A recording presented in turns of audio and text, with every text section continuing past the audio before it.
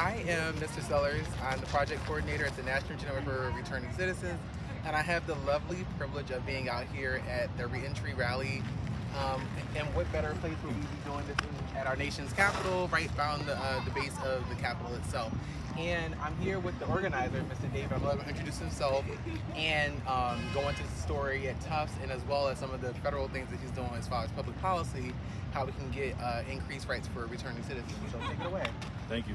I'm David Delvalle. I am the Education and Reentry Director of the Tufts University Prison Initiative. I am the first formerly incarcerated man to ever attend Tufts University. Wow. And I came up with this legislation to pretty much say I want any discrimination done against somebody coming home should be related to their crime. Okay. And these people deserve due process. As of right now, there are 44,000 legal barriers that are just broad across the board for people coming home. Wow. None of these depend on your crime. None of these depend on the scope of work that you're doing. So I'm saying, if you were a banker and you rob somebody, you probably shouldn't be a banker. Wow. If you're trying to work in pharma, but you have a drug conviction on your record, then that is due process to not be able to work that field. Yeah. But we're saying that because somebody broke into my home where I live with my daughter and robbed me at gunpoint, and I defended myself. Wow. I was sentenced to 10 years for that I did the 10 years for. So why, now that I'm back home in society, you're telling me I can't take the bar, you're telling me I can't be a nurse, you're telling me I can't work for the FDIC, you're blackballing me from every industry that makes money and will allow me to be a civil participant. So I feel like this is a civil rights violation based on the fact that the racial implications that take place in the carceral state, you're pretty much criminalizing the symptoms of blackness by criminalizing mass incarceration. Wow. So that correlation is clear. This is a blatant civil rights violation because individuals should have a right, one, to appeal and explain what happened in their crime, be able to bring letters of recommendation, be able to show their merit, be able to get, we have a marriage between our criminal justice system and our clinical psychology work. So if a defendant comes in, a judge can say, hey, get me a psychiatrist to say this man is not competent to stand trial.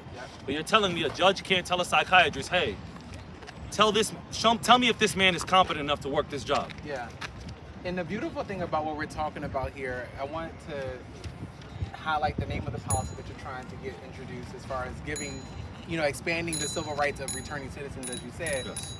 Tell those who might listen to this interview about the coming of age story at Tufts University and how you were the first returning citizen to really break down some barriers as far as opportunity in higher education.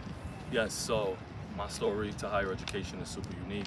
I was serving a 10.5-year sentence at MCI Concord, super depressed.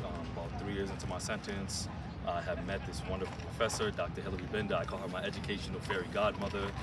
And she gave me an opportunity of a lifetime to just be able to participate and just be a student. And I fell in love with education. I fell in love with civic engagement and giving back. I started tutoring people.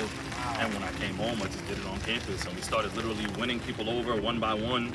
We went one administrator, one professor, one student at a time. And 2 years later, I became the first formerly incarcerated man to ever go to Tufts. I ended up getting hired by Tufts 2 years later to run the reentry program and the college and prison program. And it's really just been a journey that's shows that if we give people opportunity and we show people grace and we give them forgiveness, that they will make our communities better. Because ultimately, if I had never gotten that opportunity by Tufts, I don't know where I would be. Yeah. I don't know if I'd be able to feed my daughter. So I'm just grateful. Those of you guys who listen today, we're here with David, and his story is encouraging. It's all about resilience. It's all about our model and reentry for returning citizens by returning citizens. And the beautiful thing about this is that we're coming out of the dark into the light. And we're going from barrier to breakthrough. So thank you for sharing that.